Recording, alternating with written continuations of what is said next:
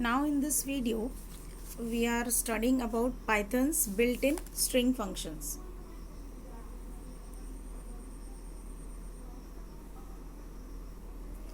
So Python's built-in string functions, we have many functions which will work upon string data, and to manipulate this string data we have some built-in string functions.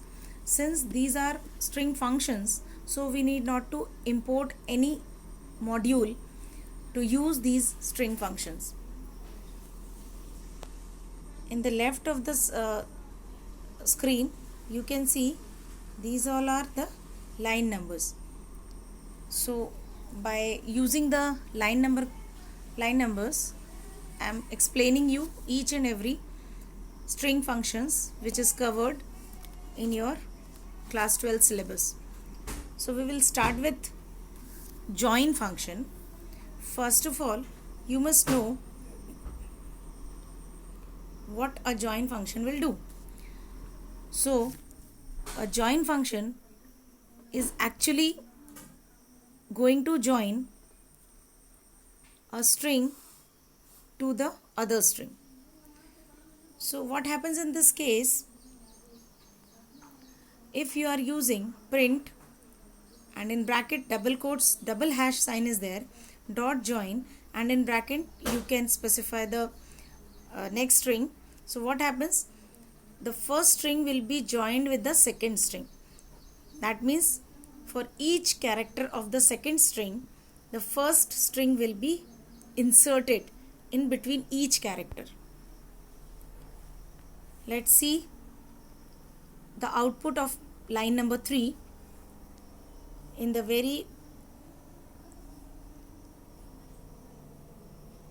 with this you can see Python is the second string and double hash sign is the first string. So first string is inserted into each character. After each character, the first string is inserted into the second string. So this is the work of join function. We can use join function like this also. Suppose I am using @ join here, and my new value will be MSG. So what happens in this? It's clearly stated that the first string is inserted into the second string. After each character of the second string, the first string will be inserted. So your output will be M@S@G. Let's see. So point number 4 is showing you the output M@S@G. Coming to the next function, actually join has some other options also. Without going to cover the next function, just see some other forms of join.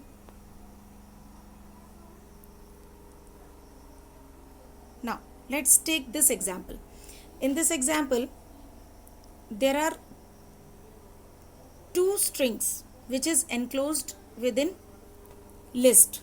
So the print statement goes like this: print bracket open, in double quotes we have colon there, dot join method, and then join method will not take only one string, rather it has two strings enclosed within list. So the output of this will be both the two list items will be joined by colon. So your output will be differ here. It will show you key colon value.